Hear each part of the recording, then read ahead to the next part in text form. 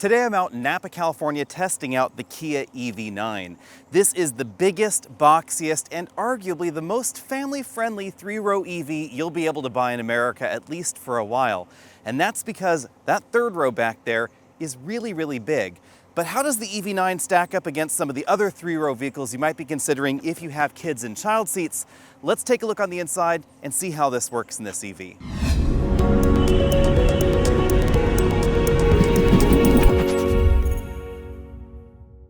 The first thing you'll notice about the EV9 that's different than other three-row EVs is this roofline. It's really boxy all the way back here to the third row.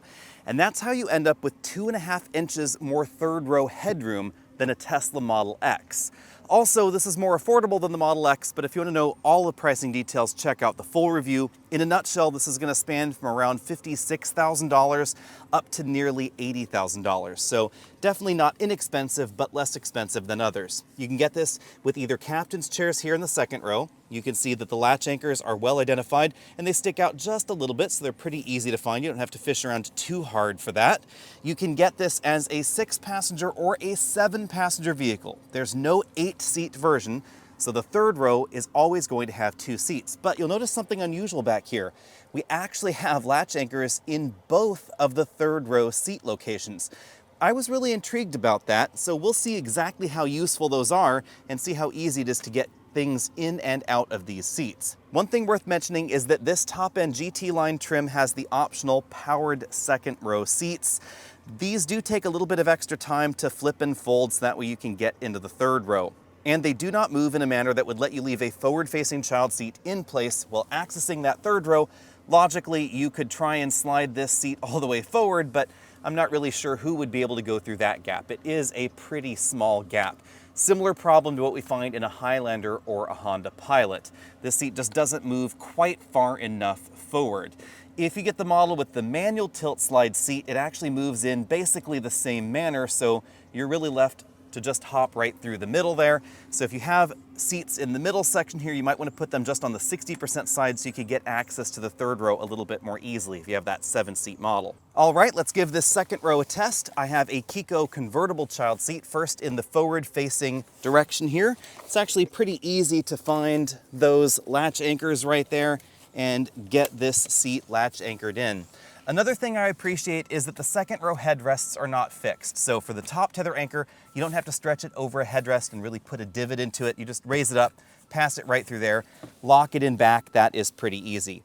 Now, in case you're wondering, these seats do have sensors in them. So if you have a child seat firmly anchored into place, which is what I'm gonna attempt to do now, and you try and press that power mechanism, it's actually only gonna try and do that just a little bit before actually stopping. So it's not gonna stress the motors out at all. The bigger question for so many families out there is there enough room for a rear-facing child seat behind a driver up front? So the driver's seat is comfortably adjusted for me at 6 feet tall. Let's go ahead and give this position a try. Go ahead and cinch this down on both sides. I do really like the way this particular child seat's anchor system works. And as you can see, there is a considerable amount of room. It's actually about 4 inches or so. So this would be an easy fit for a family where you had a taller driver and you had 2 children perhaps in rear-facing child seats like this. So if one of you is, say, 6'2", 6'3", you'd actually be able to make this work. And that's because the EV9 has more legroom than we find in a Kia Telluride, which is already among the best three-row SUVs in America. Kia recently restated the legroom numbers in the Telluride. It now comes in just over 115 inches of combined legroom, and this will be between about 114 and 116, depending on which second row seat you choose. And this model has the smallest amount of legroom because it has these powered rear seats with the powered ottomans on them. Now let's go ahead and check out and see what we can do back there in the third row. For the third row, you're most likely going to be putting a child seat in this forward-facing position. So I've gone ahead and converted it back to that. And as you can see, there's plenty of shoulder room back here. I actually have about 2 inches of shoulder room between myself and this relatively large seat, sitting pretty normally right here in the middle of this third row seat. That's because even though this doesn't have 3 seats in the way back, it's actually a pretty wide two-person bench. It's actually wider back here by about 2 inches in the shoulder area than the Rivian R1S. And that's really noticeable. If I try and reach over here just in a normal seating position, I actually have to lean over a bit in order to actually touch the side of the car. And that means that whether you're putting child seats or adults in the back of the EV9, things are going to be really spacious. Headroom also pretty darn good. So for taller kids that still need to be in a booster, or you want them to be in a booster, you actually have plenty of room back here for those taller children. And again, thanks to that legroom, if I fold this seat back into place, it's going to go actually all the way back in its travel, right there, you can see that you still have a reasonable amount of room, maybe about 2 to 3 inches or so between this child seat and that seat back. So you don't have to worry too much about kids hitting the seat back, because you can always move that seat forward. Even at my height, I could comfortably sit in this second row seat, moved maybe about another 3 or 4 inches forward. The extra set of latch anchors is pretty intriguing. They're well positioned, so it's actually pretty easy just to one-handed install a base like this for a infant seat, and then just ratchet that back into place. And interestingly, if you ever needed to do this for a base like this Kleck base that has the anti-rebound foot on it, there's actually still enough room here, just given the clearances of the car and the completely flat floor, that I could properly deploy the leg, if I can actually get this latched firmly into place there. There we go, nice and firmly.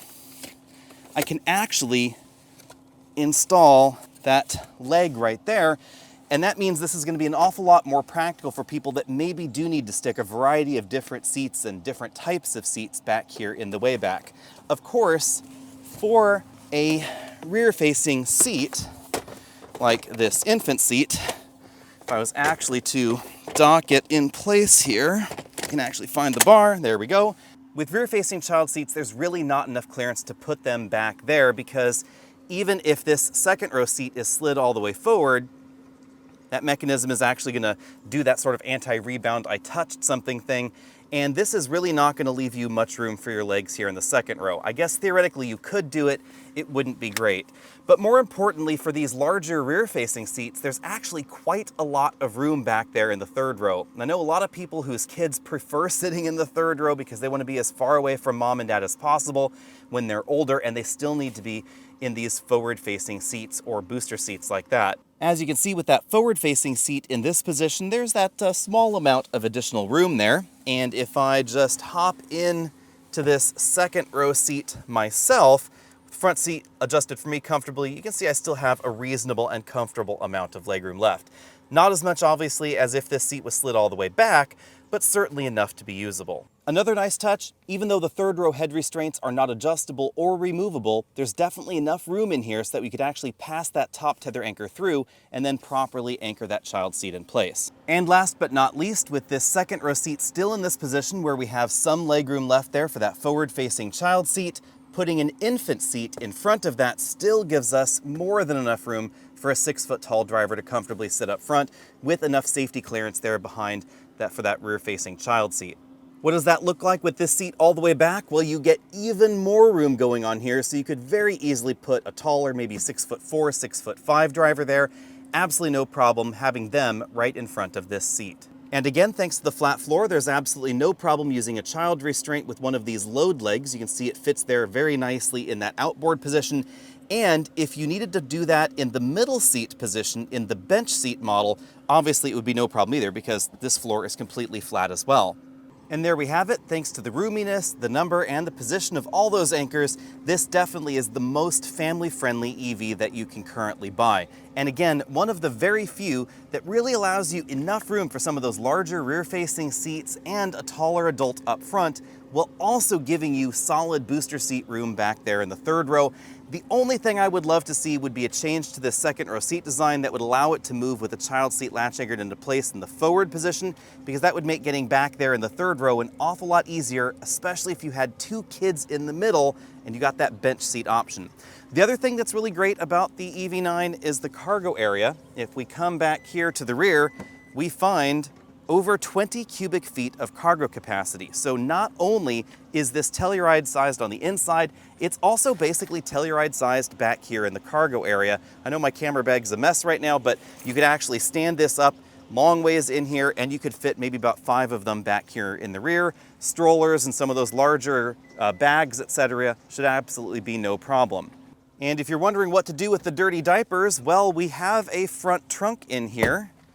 And the front trunk is bigger than we've seen in some Kia models before. There's no separate latch, so double press that button, this just pops right open, and then you get just under 2 cubic feet or just over 3 cubic feet of storage space, depending on whether you choose all-wheel drive or rear-wheel drive in your next EV9. And you can open the front trunk with the remote control, or you can open it with the app on your smartphone as well. Be sure and sound off. Let me know what you think about the EV9 down there in the comment section below, and stay tuned because the full review of this EV9 is coming up probably tomorrow on the channel. So if you haven't watched that, be sure and do. And if you have watched that and you're watching this, thanks for watching.